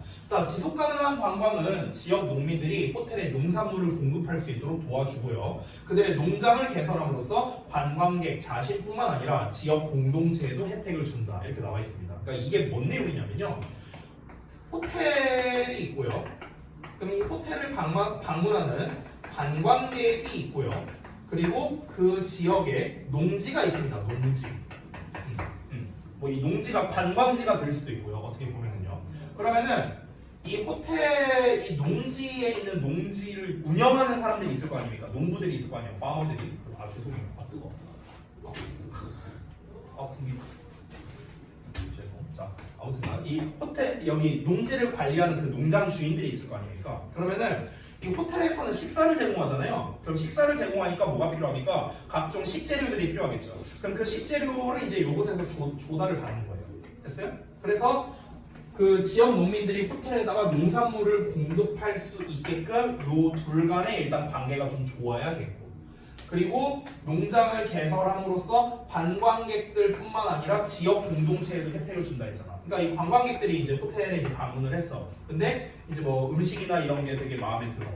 그러면은 이제 더 많은 관광객을 유치할 수도 있겠죠. 그렇죠? 식사나 이런 게 마음에 들면은. 그러면 이제 호텔 측에서도 야, 우리 니네 식재료 썼는데 니네 거 되게 좋다고 평이 자자하더라. 앞으로도 잘 부탁해. 네 하면서 이제 또 이렇게 할 수 있고. 얘네는 계속해서 이제 호텔에 납품을 하니까 돈을 많이 벌 수 있어서 좋고. 얘네 입장에서는 관광객을 더 많이 유치시킬 수 있으니까 좋고, 관광객 입장에서는 놀러 왔는데 음식이 맛있으니까 좋고. 됐어요? 모두. 그럼 이렇게 되면은 이게 점점 활성화가 돼. 호텔이 커지고 농지가 커지고 사람이 늘어나고 이렇게 하면서 지역 전반에도 혜택이 된다. 이런 내용입니다. 됐어요? 이게 이제 글의 전반적인 내용이었고, 그래서 아까 전에 단서에 대한 건 대부분 말해줬고, 우리가 또 얻을 수 있는 단서는 일단 benefit이 동사 하나로 쓰였다는 거, not only but also 표현이 나왔다는 거, 그리고 여기에 help가 있기 때문에 help 목적어 동사 원형을 쓸 수 있다는 건데 동사 원형이 지금 없거든요, 힌트 단어에. 그러면 당연히 투부정사를 썼겠구나, 요 정도도 알 수 있죠. 그럼 투부정사로 쓸만한 게 to 호텔은 당연히 투부정사 아니니까 to supply밖에 없다는 걸 알 수 있죠. 그래서 to supply가 요 자리에 들어가는구나, 이런 것까지도 우리가 알 수 있습니다. 그러니까 구문적으로 접근해도 사실 꽤 많은 거를 얻을 수 있는 그런 문제입니다. 이 정도로 정리하겠습니다. 자, 그러면은 아까 여러분이 1번에 하셨던 거 요거를 정답을 좀 공개할 테니까 한번 같이 보도록 하겠습니다. 자, 제가 쓴 정답과 한번 여러분이 쓴 답과 비교를 해봅시다. 자, 제가 쓴 답은요, 일단은 윗글의 소재 환경경제학입니다. 환경경제학. 자, 2번과 3번 문장은 1번과 어떤 관계입니까? 1번은 이제 환경경제학이었는데 2번, 3번 문장은 전통경제학에 대한 이야기였죠. 그래서 대조관계로서 전통경제학과 환경경제학을 비교하는 거였다. 그래서 대조 방식으로 가고 있다는 거를 좀 한번 보시면 좋겠고, 자, 주제는 첫 번째 문장이고 설명이 쭉 2, 3, 4, 5, 6에 나왔었습니다. 마지막 당연히 결론 문장이 되겠죠. 자, 5번, 6번, 7번 문장은 4번과 어떤 관계냐? 5, 6, 7번 문장. 아니 너무 쉽잖아. for example 있으니까 당연히 예시가 되겠죠. 그렇죠? 그래서 예시라고 쓰면 되겠고요. 중심 내용 요약 한번 같이 보겠습니다. 환경경제학은 특정 시기의 재화의 분배를 다루는 전통 경제학과는 달리 현재와 미래 그리고 장기간에 걸친 자원의 분배를 고려하며 오늘날 소비 및 경제 활동이 미래에 대한 또는 미래 세대 뭐 이렇게 쓰셔도 됩니다. 이거에 대한 고려 속에서 이루어져야 한다. 이렇게 정리할 수 있겠습니다. 됐죠? 자, 다 쓰셨을 거라 생각하고 넘어가겠습니다. 두 번째 페이지는 패스할게요. 자, 그 다음에 이제 2번 지문인데 이것도 여러분이 다 하신 분이 있고 다 못하신 분이 있을 겁니다. 미리 정답을 공개하고 시작하겠습니다. 자, 여기서 제가 철학적 담론이라고 썼는데 담론이라는 말 말고요, 철학적 토론이라고 쓰셔도 됩니다. 똑같은 말이에요. 담론이라고 써도 되고 토론이라고 써도 됩니다. 자, 이 글은 이제 예시 추론에 이제 해당됩니다. 여기 써져 있죠? 여기 중에서 하나 골라서 쓰는 거예요. 여기 중에서. 예시 추론에 해당되고, 자, 1번 문장에 대해서 2, 3번 문장은 어떤 역할을 하냐라고 나와 있습니다. 1번 문장에 대해서 2번과 3번 문장이 하는 역할. 자, 우리가 아직 글을 읽진 않았기 때문에 제가 미리 답을 보여주자면 예시가 되는 거고요. 4번 문장은 2, 3번 문장에 대해 어떤 역할을 하느냐. 이 글이 4문장밖에 안 되거든요. 그러니까 요 4번 문장이 2, 3번에 대해 어떤 거 역할을 하느냐. 그래서 요약, 결론이다. 이런 식으로 써놨습니다. 그래서 주제, 설명, 결론 이렇게 아주 심플하게 구성되어 있는데요. 자, 중심 내용 요약을 같이 한번 읽어보자면 철학적 담론 또는 철학적 토론 둘 다 가능합니다. 이것은 누군가의 어떤 제안에 대해 철학자들이 비판적이고 논리적인 지적을 통한 논증으로 이루어진다. 이게 이 글의 전반적인 내용입니다. 그러니까 결국에는 이 글의 핵심 내용은 뭐냐면요, 철학적 토론이라는 게 뭔데 이거에 대한 정의를 내리는 내용이었어요. 정의를 내리는 내용. 자, 정의라든가 개념이라든가 이런 내용이 나오면 반드시 현재 시제가 나와야겠죠. 그렇죠? 뭐는 뭐다. 이런 패턴이 나와야 됩니다. 그래서 우리가 첫 문장을 보시면 알겠지만 철학이라는 게 비록 뭐뭐 할지라도 하고 is하고 나와 있고요. 그리고 뒤에도 현재 시제로 이렇게 계속해서 나와 있다는 걸 우리가 확인할 수가 있습니다. 됐습니까? 현재 시제를 썼고 모호한 표현이 전혀 들어가 있지 않죠. 그렇기 때문에 이거는 정의에 대해서 얘기하려는 거구나, 단호하게 전달하는 거구나 라는 걸 알 수 있죠. 우리 지금 벌써 지난주에 배운 거 계속 써먹고 있는 거 보이시죠? 그렇죠? 초반에 현재 시제 나오면서 모호한 표현이 없다면 주제의 가능성이 높다. 벌써 두 지문에서 다 나왔습니다. 됐습니까? 자, 그러면 시간이 많지는 않지만 내용을 한번 우리 같이 한번 좀 보겠습니다. 이번에는 속도를 조금 올려서 한번 해볼게요. 자, 뭐 문제에 대한 답은 제가 여기 써놨지만 없다고 생각하고 한번 글을 읽어보겠습니다. 자, 글이 4문장밖에 안 되기 때문에 한 문장 한 문장의 길이가 상당히 깁니다. 이런 지문은요, 한 문장 단위로 얼마나 잘 이해하느냐가 중요합니다. 왜냐면 길잖아요, 지금 엄청. 한 문장 한 문장이 엄청 길죠, 그렇죠? 자, 그래서 한번 가보겠습니다. 자, 비록 철학이 공동의 사업이긴 하지만 어떤 사업이냐면요, dedicated to exploring our justification for using the criteria. 여기까지 나와 있죠. 그래서 기준을 사용하는 것에 대한 우리의 정당성을 탐구하는 데 받쳐지는 공동의 사업임에도 불구하고 we use to distinguish between, for example, 뭐 어쩌고 나왔네요. 그럼 여기서는 또 we use가 이렇게 또 꾸며주겠네. use에 대한 목적어가 없으니까 목적격, 관계대명사 생략된 거고. 자, 구문에 대한 설명을 좀 잠깐 하겠습니다. 이것도 뭐 여러 번 얘기했던 건데 명사가 나왔는데 갑자기 주어 동사가 나온다. 맨날 뭐라고 합니까? 수식하는 거다. 매번 얘기했죠? criteria라는 명사가 나왔는데 we use라는 주어 동사가 나와 있죠. 그래서 수식하는 거다라고 보면 됩니다. 다시 한번. 그래서 우리가 사용하는 기준이래요. 구별 짓기 위해서요. 뭐와 뭐 사이에. 예를 들자면 도덕과 비도덕적인 행동, 그리고 진실과 거짓, 그리고 현실과 appearance, 외관, 그러니까 실체와 외관이겠죠. 그리고 기타 등등. 이런 것들 사이에서 구별 짓기 위해 우리가 사용하는 기준이랍니다. 이 기준에 대한, 기준을 사용하는 것에 대한 우리가 정당성, 우리의 정당성을 탐구하는 데 받쳐지는 그런 커뮤널 엔터프라이즈랍니다. 공동의 사업임에도 불구하고. 여기까지가 2분 도우절이에요. 엄청 길죠? 여기 콤마 나와 있잖아. 끝났죠? 그럼에도 불구하고 philosophical discourse, 철학적 담론, 철학적 토론은 빈칸하다. 이렇게 된 겁니다. 자, 내용이 길었는데요. 이 2분 도우에 해당하는 내용을 우리가 좀 잘 보셔야 됩니다. 자, 다시 한번 볼게요. 내용이 길었는데. 그러니까 철학에 대해서 얘기하는 거예요. 누가 보더라도 이 글은요, 이 글의 소재가 일단 철학이라는 걸 알 수 있는데, 여러분이 이 discourse라는 단어만 잘 알고 있다면 이 철학적 담론이 이 글의 소재구나라는 것도 좀 알 수 있을 겁니다. discourse가 토론, 담론 이런 뜻이기 때문에 그렇습니다. 다시 한번 볼게요.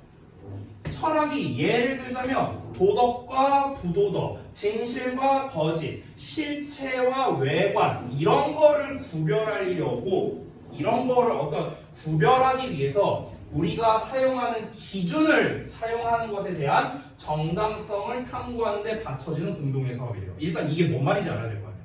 이게 무슨 말이냐면, 그러니까 철학이라는 게 결국에는 지금 여기서 각 비교되고 있는 걸 보세요. 이게 도덕적인 거냐, 부도덕한 거냐, 아니면 진실이냐, 거짓이냐, 이런 것들. 우리가 철학을 사용하는 이유는 지금 이게 도덕적인 행동이냐, 도덕적이지 못한 행동이냐, 이게 진실이냐, 거짓이냐, 이런 거를 구분짓기 위해서 사용하는 어떤 것이래요. 철학이라는 게. 됐어? 그러니까 예를 들면은, 뭐, 남이 가진 돈을 뺏으면 안 된다. 이런 거는 만약에 뺐으면은 부도덕한 행동이다. 이런 식으로 우리가 생각을 하잖아. 모두가 다. 그러면은 그 결론이 어떻게 나오게 된 건데? 뭔가 있을 거 아닙니까? 그렇죠? 그런 것들이 전부 다 철학적 담론을 통해서 만들어진 결과물이라는 거예요. 이해되세요? 근데 그럼에도 불구하고 이 철학적 담론이라는 거는 블라블라하대요. 됐어?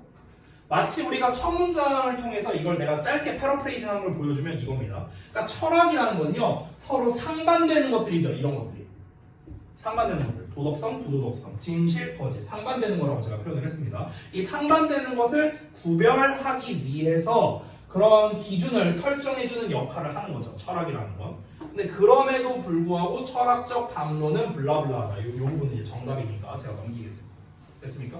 자, 그러면 지금 첫 문장을 봤을 때 이게 무슨 말인지 좀 파악하기 어려울 수 있습니다. 그래서 다음 문장을 보면요.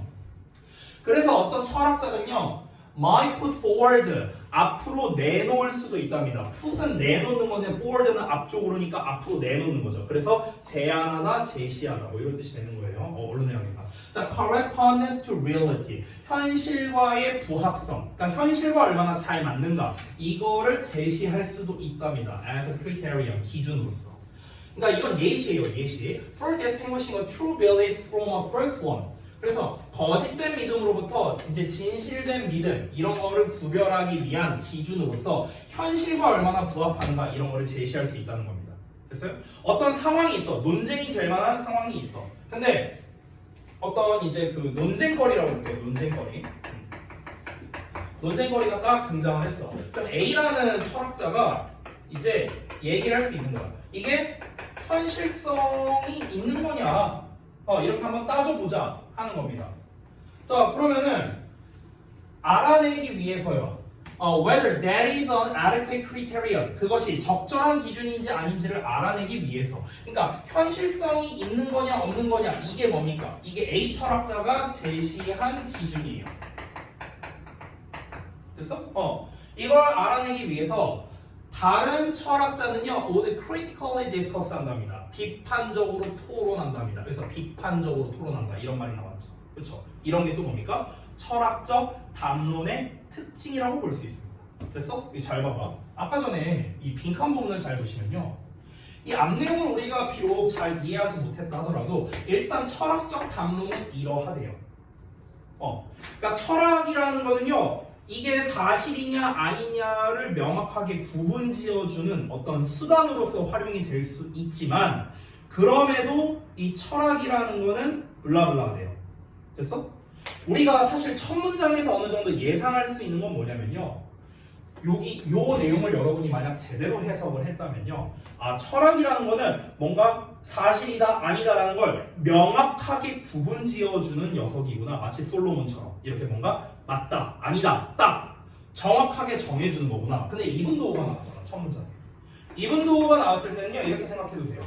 이분도어를 없애고요, 여기 콤마 뒤에다가 벗을 써도 똑같은 말이거든요. 이 똑같은 말이에요, 똑같은 말. 그렇기 때문에 이 이분도어가 이끄는 절의 내용과 뒷내용은 반대 내용이구나 라고 생각해도 되거든. 됐어? 이거는 이제 독해를 하는 방법 중에 하나야. 그럼 다시 한번 봐봐. 철학이라는 거는 뭔가 기준을 딱 정해줘갖고 사실이다 아니다를 명확하게 알려주는 것처럼 보이는데 근데 좀 모호한 구석도 있구나. 약간 우리가 이렇게 생각하고 갈 수 있다는 거야. 됐어? 초반 내용을 제대로 이해했다면. 그래서 어떤 이제 철학자가 어떤 이제 논쟁거리가 있을 때 이게 현실과 맞닿냐 아니냐 이렇게 제안을 할 수 있어. 그러면은 그 얘기를 듣고 딴 철학자는 뭐라고 하냐면, 딴 철학자는 이제 그걸 어떻게 한다? 비판적으로 토론을 할 거래요. 그 제안에 대해서. 그 제안에 대해서 어떻게 비판을 하냐? 예를 들면 이런 거야. 어떤 논쟁거리가 있어. 뭐 예를 들어서 한번 말해볼게요. 과연 그노는 여자친구가 생길 수 있을 것인가? 자, 논쟁거리야. 예시예요, 예시. 그러면 이제 A라는 철학자가 등장합니다. 현실성에 부합하냐 아니냐 한번 따져보자. 이런 걸 이제 해보는 거야. 그러면 이제 그 현실성에 대해서 얘기를 합니다. 현실적으로 지금 18살이라는 나이에 여자친구가 생기려면 어떻게 돼야 되고, 저기 있어야 되고, 뭐가 돼야 되고, 이런 걸 막 따지는 거야. 근데 여기서 B 철학자가 등장합니다. B 철학자가 등장해서, 아니 야, 그 현실성이 있냐 없냐가 진짜 얘가 여친이 생기냐 마냐를 결정할 수 있는 거야? 이 기준이 맞아? 이렇게 물어볼 수도 있잖아. 이해돼? 뭔 말인지? 이해돼요? 아니 딴 기준으로 생길 수도 있잖아. 예를 들면 이런 거야. 예를 들어서 저기 뭐야, 누구라고 찍기 어려우니까 그냥 내가 니네 친구로 할게요. 저기 로이, 쟤도 여친이 있는데 뭐, 쟤는 저 기준에, 네가 말한 현실성 기준에 부합하지 않는데 근데 쟤도 여친이 있잖아. 이렇게 말해버리면 그럼 반박이 돼버린 거잖아 지금 이 말. 이해됩니까? 그럼 애초에 네가 제시한 이 기준 자체가 잘못된 거야. 이런 식으로 딴지 걸 수 있다는 거예요. 이해돼? 이게 그 얘기한 거야. 그 제안에 대해서 비판적으로 토론을 한다는 거죠. 물론 이제 건전하게 토론을 하겠죠. 그리고 what might criticize it. 어떤 사람은요 그것을 또 비판할 수도 있답니다. 지적함으로써요. 대절을요. We have no means of telling. 우리가 구별할 수 있는 수단이 없다랍니다. Whether or not 뭐뭐인지 아닌지를요. 그 어떤 생각이 corresponds to reality. 그 생각이 현실과 부합하느냐 아니냐를 어떻게 구별할 건데. 됐어? 뭐 예를 들어서 이 현실 이거를요 예를 들어 외모라고 이렇게 외모. 근데 여기 외모라는 거는 굉장히 주관적인 거잖아요. 그렇잖아. 그럼 내가 예를 들어서 야 어느 급 정도 예를 들어서 S급부터 한 D급까지 있는데 여기서 A급 이상이 돼야 여친이 생겨. 그럼 A급이라는 거의 기준은 뭔데? 이런 게 애매하잖아요. 그렇잖아. 지극히 주관적인 건데. 그러니까 그 생각이 현실과 부합하는지 아닌지 이거를 어떻게 구별할 거냐고. 됐어? 이것도 애매하다는 거야. 왜냐면 현실로 우리가 접근하는 방식이 항상 mediated 되기 때문이랍니다. 이 mediate라는 게 뭐냐면요. 매개하다라는 뜻이거든요. 매개한다는 게 뭐냐면요. 중개해준다, 연결해준다 뭐 이런 거예요. 중간에서 연결해준다. By our ideas. 우리의 생각에 의해서 이 어떤 생각이 현실에 부합하냐 아니냐 이런 게 항상 중개되기 때문에 그렇답니다. 정리하자면 이거예요. 상대방 철학자는 현실과 그게 부합하는 거야 안 하는 거야 이거를 구별할 수단이 없다는 거야. 이런 식으로 딴지 건다는 거야. 내용이 중요한 게 아니고요. 딴 철학자가 딴지 건다는 내용이 중요한 거예요. 됐어? 자 그러다 보니까 어떤 일이 벌어지냐 마지막 내용 한번 보고 끝내겠습니다. 시간이 좀 초과됐네. 빨리 할게요.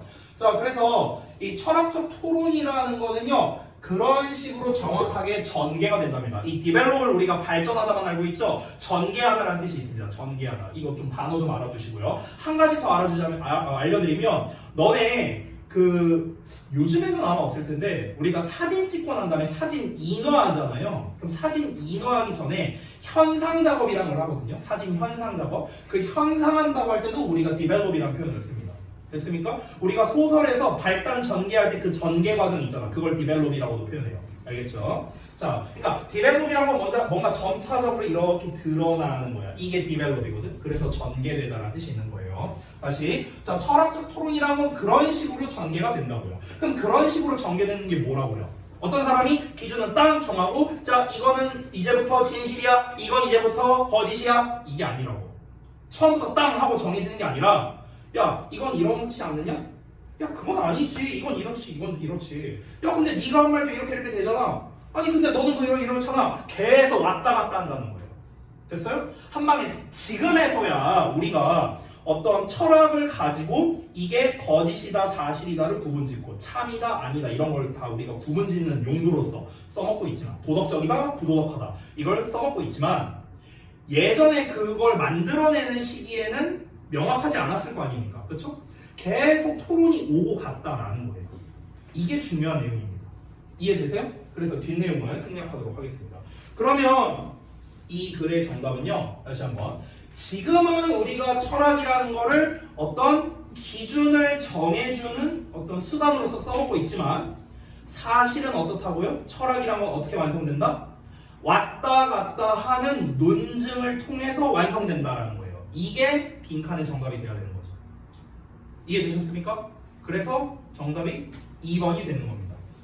Proceeds by argumentation 이렇게 되는 거죠. 그래서 논증에 의해서 진행된다라는 겁니다. 됐습니까? 한 방에 땅 하고 결론이 나는 것이 아니다. 이렇게 결론을 내릴 수가 있겠습니다. 됐죠? 자, 그래서 나머지 부분은 뭐 이렇게 제가 이렇게 뭐 써놓은 게 있는데 이거는 생략하도록 하겠습니다. 시간이 좀 많이 지났습니다. 자. 뭐 대충 이런 식입니다. 근데 지문 난이도가 만만치 않죠? 그렇죠? 수능 감각이나 이런 거에 비하면 훨씬 어렵죠. 이게 지문 난이도가요 고3 수준이에요. 참고로 말하면. 그래서 여러분이 좀 글을 잘 한번 읽어보실 필요가 있겠네요. 자, 숙제 말씀드리고 마치도록 하겠습니다. 리딩.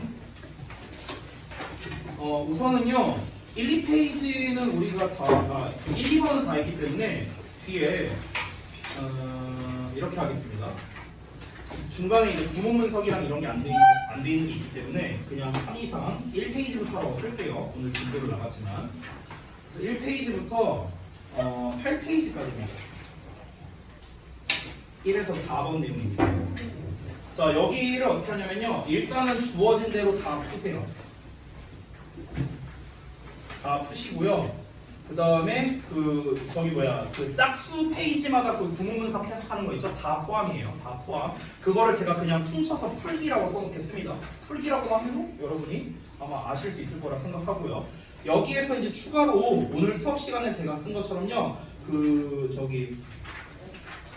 아니다. 소재는 이미 작성을 하는 부분이 있기 때문에 이렇게 합시다. 주제문에 표시하는 걸 좀 한번 해볼게요. 주제문에 표시.